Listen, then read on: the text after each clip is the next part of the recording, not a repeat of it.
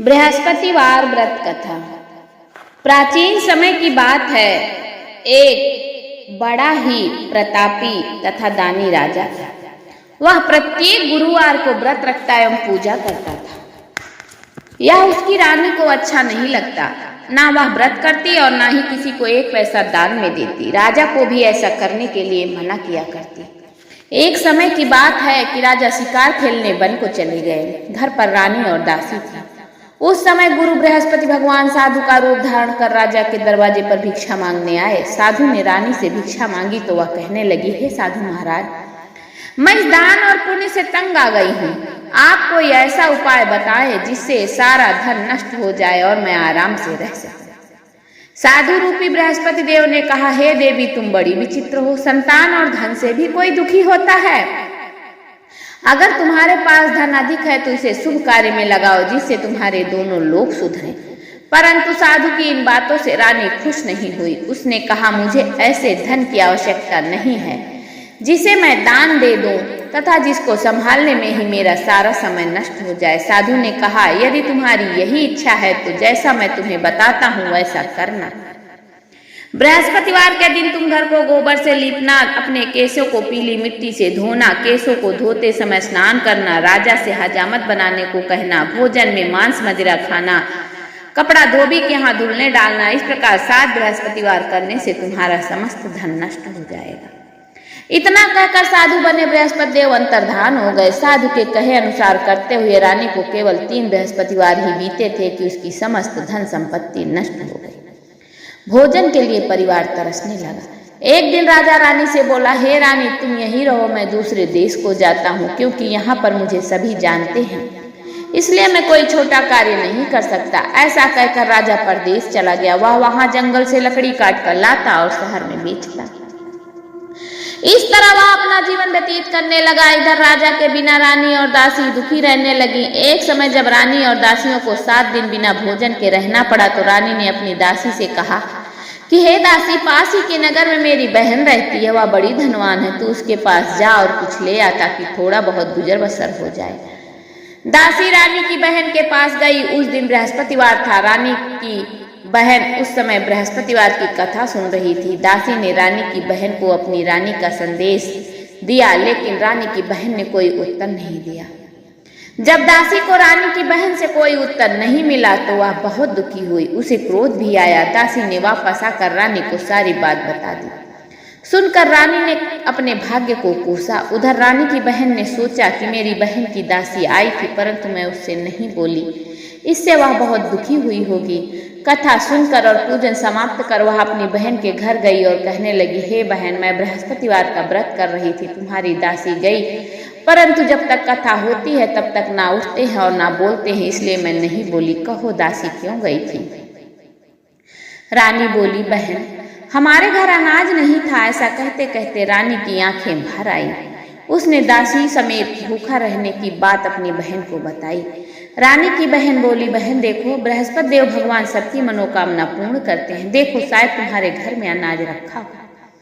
यह सुनकर दासी घर के अंदर गई तो वहां उसे एक घड़ा अनाज का भरा मिल गया। उसे बड़ी हैरानी हुई क्योंकि उसे एक एक बर्तन देख लिया था, उसमें अनाज नहीं था। उसने बाहर आकर रानी को बताया। दासी रानी से कहने लगी कि हे रानी, जब हमको भोजन नहीं मिलता तो हम व्रत ही तो करते हैं, इसलिए क्यों ना इनसे व्रत और कथा की विधि पूछ ली जाए, हम भी व्रत किया करेंगे। दासी के कहने पर रानी ने अपनी बहन से बृहस्पतिवार व्रत के बारे में पूछा।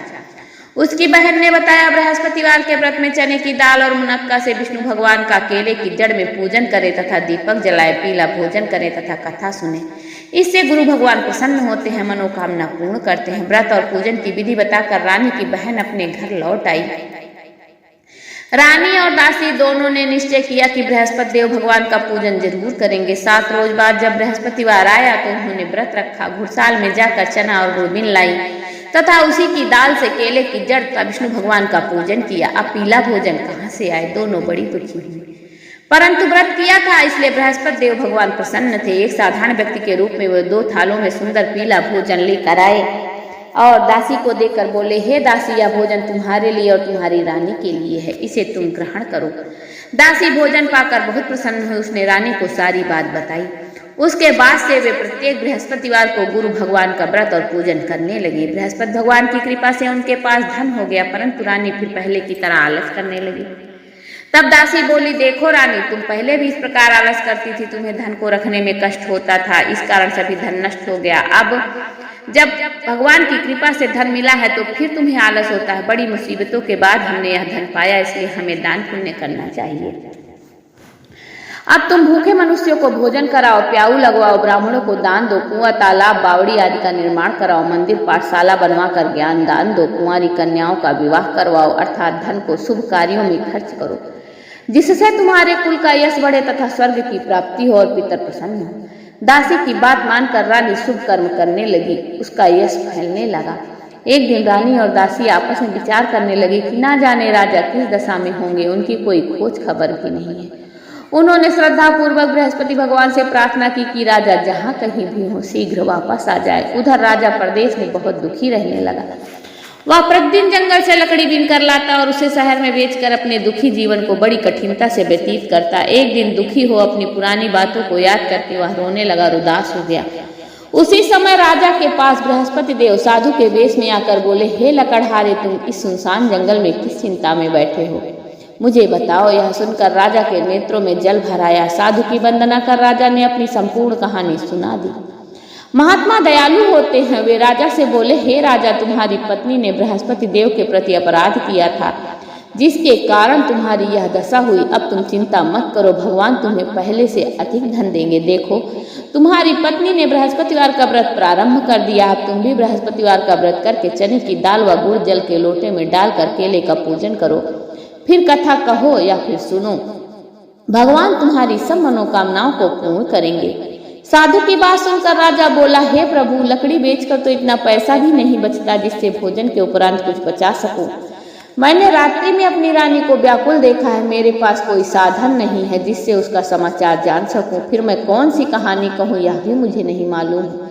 साधु ने राजा से कहा, हे राजा, मन में बृहस्पति भगवान के पूजन व्रत का निश्चय करो, वे स्वयं तुम्हारे लिए कोई ना कोई राह बना देंगे।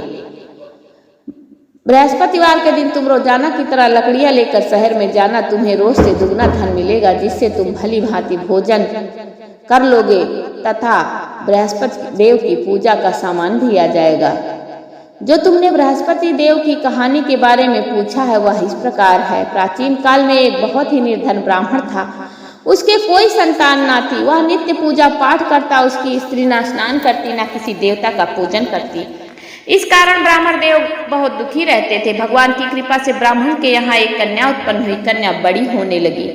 प्रातः स्नान करके वह भगवान विष्णु का जप करती, बृहस्पतिवार को व्रत भी करती, पूजा पाठ समाप्त कर पाठशाला जाती तो अपनी मुट्ठी में जौ भर के ले जाती और पाठशाला के मार्ग में डालती जाती। लौटते समय वही जौ स्वर्ण के हो जाते तो उनको बिनकर घर ले आती। एक दिन वह बालिका सूप में उन सोने के जौ को फटक कर साफ कर रही थी। तभी उसकी माँ ने देख लिया और कहा कि बेटी, सोने के जौ को फटकने के लिए सोने का सूप भी तो होना चाहिए। दूसरे दिन गुरुवार था। कन्या ने व्रत रखा और बृहस्पति देव से सोने का सूप देने की प्रार्थना की। बृहस्पति देव ने उसकी प्रार्थना स्वीकार कर ली। रोजाना की तरह वह कन्या जौ फैलाती हुई पाठशाला चली गई। पाठशाला से लौटकर जब वह जौ बीन रही थी तो बृहस्पति देव की कृपा से उसे सोने का सूप मिला। उसे वह घर ले आई और उससे जौ साफ करने लगे, परंतु उसकी माँ का वही ढंग रहा। एक दिन की बात है, कन्या सोने के सूप में जब जौ साफ कर रही थी उस समय उस नगर का राजकुमार वहां से निकला। कन्या के रूप और सौंदर्य को देखकर वह उस पर मोहित हो गया। राजमहल आकर वह भोजन तथा जल त्याग कर उदास होकर लेट गया। राजा को जब राजकुमार द्वारा अन्न जल त्यागने का समाचार ज्ञात हुआ तो अपने मंत्रियों के साथ वह अपने पुत्र के पास गए और कारण पूछा। राजकुमार ने राजा को उस लड़की के घर का पता भी बता दिया। मंत्री उस लड़की के घर गया। मंत्री ने ब्राह्मण के समक्ष राजा की ओर से निवेदन किया। कुछ ही दिन बाद ब्राह्मण की कन्या का विवाह राजकुमार के साथ संपन्न हुआ। कन्या के घर से जाते ही ब्राह्मण के घर में पहले की भांति गरीबी हो गई। एक दिन दुखी होकर ब्राह्मण अपनी पुत्री से मिलने गए। बेटी ने पिता की अवस्था को देखा और अपनी माँ का हाल पूछा। ब्राह्मण ने सभी हाल कह सुनाया। कन्या ने बहुत सा धन देकर अपने पिता को विदा किया, लेकिन कुछ दिन बाद फिर वही हाल हो गया। ब्राह्मण फिर अपनी कन्या के यहाँ गया और बोला कि बेटी, हमारे फिर से वही हाल है। पुत्री बोली कि हे पिताजी, आप माता जी को यहाँ लिवा लाओ, मैं उन्हें वह विधि बता दूंगी जिससे गरीबी दूर हो जाए। ब्राह्मण देवता अपनी स्त्री को साथ लेकर अपनी पुत्री के पास राजमहल पहुंचे तो पुत्री अपनी माँ को समझाने लगी कि हे माँ, तुम प्रातः काल स्नान आदि करके विष्णु भगवान का पूजन करो तो सब दरिद्रता दूर हो जाएगी। परंतु उसकी माँ ने उसकी एक भी ना सुनी। वह प्रातः काल उठकर अपनी पुत्री की बची जूठन खा लेती थी। एक दिन उसकी पुत्री को बहुत गुस्सा आया। उसने अपनी माँ को एक कोठरी में बंद कर दिया। प्रातः उसने स्नान आदि करा के पूजा पाठ करवाया तो उसकी माँ की बुद्धि ठीक हो गई। इसके बाद वह नियम से पूजा पाठ करने लगी और प्रत्येक बृहस्पतिवार को व्रत करने लगी। इस व्रत के प्रभाव से मृत्यु के बाद वह स्वर्ग को गई। वह ब्राह्मण भी सुख पूर्वक इस लोक का सुख भोग कर स्वर्ग को प्राप्त हुआ। इस तरह कहानी कहकर साधु बने देवता वहां से अंतर्धान हो गए। धीरे धीरे समय व्यतीत होने पर फिर बृहस्पतिवार का दिन आया। राजा जंगल से लकड़ी काटकर शहर में बेचने गया।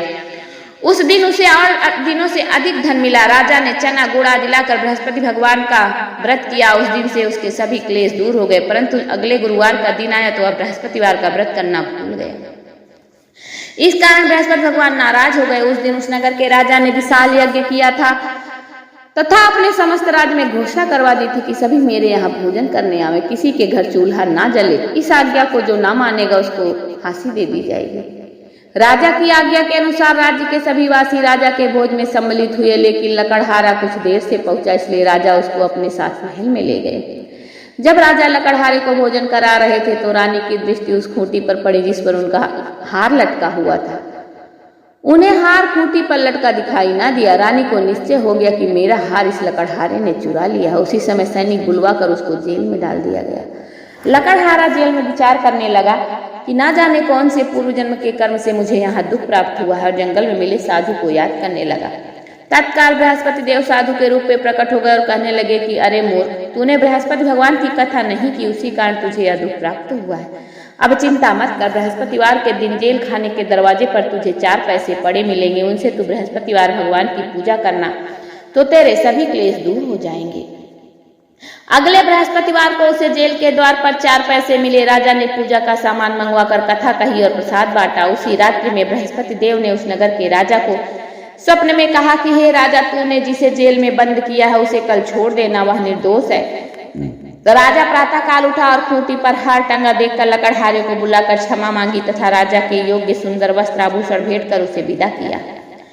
गुरुदेव की आज्ञा अनुसार राजा अपने नगर को चल दिया। जब राजा नगर के निकट पहुंचा तो उसे बड़ा ही आश्चर्य हुआ। नगर में पहले से अधिक बाग, तालाब, कुएं तथा बहुत सी धर्मशालाएं, मंदिर आदि बने हुए थे। राजा ने पूछा कि यह किसका बाग और धर्मशाला है। तब नगर के लोग कहने लगे कि यह सब रानी और दासी द्वारा बनवाए गए हैं। राजा को आश्चर्य हुआ और गुस्सा भी आया कि उसकी अनुपस्थिति में रानी के पास धन कहाँ से आया होगा। जब रानी ने यह खबर सुनी कि राजा आ रहे हैं तो उसने अपनी दासी से कहा, हे दासी, देख, राजा हमको कितनी बुरी हालत में छोड़ गए थे, वह हमारी ऐसी हालत देखकर लौट ना जाए, इसलिए तू दरवाजे पर खड़ी हो जा। रानी की आज्ञा अनुसार दासी दरवाजे पर खड़ी हो गई। जब राजा आए तो उन्हें अपने साथ महल लिवा लाई। तब राजा ने क्रोध करके अपनी तलवार निकाली और पूछने लगा, बताओ यह धन तुम्हें कैसे प्राप्त हुआ। तब रानी ने सारी कहानी कह सुनाई। राजा ने निश्चय किया कि मैं रोजाना दिन में 3 बार कहानी कहा करूंगा और रोज व्रत किया करूंगा। अब हर समय राजा के दुपट्टे में चने की दाल बंधी रहती तथा दिन में 3 बार कथा कहता। एक रोज राजा ने विचार किया कि चलो अपनी बहन के यहाँ हो आऊं। इस तरह का निश्चय कर राजा घोड़े पर सवार हो अपनी बहन के यहाँ चल दिया। मार्ग में उसने देखा कि कुछ आदमी एक मुर्दे को लिए जा रहे हैं। उन्हें रोक कर राजा कहने लगा, अरे भाइयों, मेरी बृहस्पतिवार की कथा सुन लो। वे बोले, लो, हमारा आदमी मर गया, इनको अपनी कथा की पड़ी है। परंतु कुछ आदमी बोले, अच्छा कहो, हम तुम्हारी कथा भी सुनेंगे। राजा ने दाल निकाली और कथा कहनी शुरू कर दी। जब कथा आधी हुई तो मुर्दा हिलने लगा और जब कथा समाप्त हुई तो राम राम करके वह मुर्दा खड़ा हो गया। राजा आगे बढ़ा। उसे चलते चलते शाम हो गई। आगे मार्ग में से किसान के खेत में हल चलाता हुआ वह किसान दिखा। राजा ने उससे कहा कि मेरी कथा सुन लो, लेकिन वह नहीं माना। राजा आगे चल दिया। राजा के हटते ही बैल पछाड़ खाकर गिर गए तथा किसान के पेट में बहुत जोर से दर्द होने लगा। उसी समय किसान की माँ रोटी लेकर आई। उसने जब देखा तो अपने पुत्र से सब हाल पूछा। बेटे ने सभी हाल बता दिया। बुढ़िया दौड़ी दौड़ी उस घुड़सवार के पास पहुंची और बोली कि मैं तुम्हारी कथा सुनूंगी, तुम अपनी कथा मेरे खेत पर चलकर कहो। राजा ने लौटकर बुढ़िया के खेत पर जाकर कथा कही, जिसको सुनते ही बैल खड़े हो गए तथा किसान के पेट का दर्द भी बंद हो गया। राजा अपनी बहन के घर पहुंच गया। बहन ने भाई की खूब मेहमानी की। दूसरे रोज प्रातःकाल राजा जगा तो वह देखने लगा कि सब लोग भोजन कर रहे हैं। राजा ने अपनी बहन से पूछा, ऐसा कोई मनुष्य है जिसने भोजन न किया हो, जो मेरी बृहस्पतिवार की कथा सुन ले? बहन बोली, भैया यह देश ऐसा ही है, यहाँ लोग पहले भोजन करते हैं, बाद में कोई अन्य काम करते हैं। फिर वह एक कुम्हार के घर गई जिसका लड़का बीमार था। उसे मालूम हुआ कि उसके यहाँ 3 दिन से किसी ने भोजन नहीं किया है। रानी ने अपने भाई की कथा सुनने के लिए कुम्हार से कहा। वह तैयार हो गया। राजा ने जाकर बृहस्पतिवार की कथा कही, जिसको सुनकर उसका लड़का ठीक हो गया। अब तो राजा की प्रशंसा होने लगी। एक दिन राजा ने अपनी बहन से कहा, हे बहन, मैं अपने घर जाऊंगा, तुम भी तैयार हो जाओ। राजा की बहन ने अपनी सास से अपने भाई के साथ जाने की आज्ञा मांगी। सास बोली, हाँ चली जा, मगर अपने लड़कों को मत ले जाना, क्योंकि तेरे भाई के कोई संतान नहीं है। बहन ने अपने भाई से कहा, हे भैया, मैं तो चलूंगी, मगर कोई बालक नहीं जाएगा। अपनी बहन को भी छोड़कर दुखी मन से राजा अपने नगर को लौट आया। राजा ने अपनी रानी से सारी व्यथा बताई और बिना भोजन किए वह सैया पर लेट गया। रानी बोली, हे प्रभु, बृहस्पति देव ने हमें सब कुछ दिया, वे हमें संतान भी अवश्य ही देंगे। उसी रात बृहस्पति देव ने राजा को स्वप्न में कहा कि हे राजा, उठ, सभी सोच त्याग दे, तेरी रानी गर्भवती है। राजा को यह जानकर बड़ी खुशी हुई। 9वें महीने रानी के गर्भ से एक सुंदर पुत्र पैदा हुआ। तब राजा बोला, हे रानी, स्त्री बिना भोजन के रह सकती है, परंतु बिना कहे नहीं रह सकती। जब मेरी बहन आए तो तुम उससे कुछ मत कहना। रानी ने हाँ कर दी। जब राजा की बहन ने अशुभ समाचार सुना तो वह बहुत खुश हुई तथा बधाई लेकर अपने भाई के घर आई। रानी ने तब उसे आने का उलाहना दिया। जब भाई अपने साथ ला रहे थे तब टाल गई, उनके साथ ना आई और आज अपने आप ही भागी भागी बिना बुलाए आ गई। तो राजा की बहन बोली, भाभी, मैं इस प्रकार ना कहती तो तुम्हारे घर औलाद कैसे होती? बृहस्पति देव सभी कामनाओं को पूर्ण करते हैं। जो सद्भावना पूर्वक बृहस्पतिवार का व्रत करता है एवं कथा पढ़ता है अथवा सुनता है और दूसरों को सुनाता है, बृहस्पति देव उसकी सभी मनोकामनाएं पूर्ण करते हैं, उनकी सदैव रक्षा करते हैं। जो संसार में सद्भावना से गुरु भगवान का पूजन एवं व्रत सच्चे हृदय से करते हैं, उनकी सभी मनोकामनाएं वैसे ही पूर्ण होती हैं जैसी सच्ची भावना से रानी और राजा ने बृहस्पति देव की कथा का गुणगान किया तो उनकी सभी इच्छाएं बृहस्पति देव जी ने पूर्ण की। अनजाने में भी बृहस्पति देव की उपेक्षा ना करें, ऐसा करने से सुख शांति नष्ट हो जाती। इसलिए सबको कथा सुनने के बाद प्रसाद लेकर घर जाना चाहिए। हृदय से उनका मनन करते हुए जयकारा बोलना चाहिए। बोलिए बृहस्पति भगवान की जय। इति श्री बृहस्पतिवार व्रत कथा।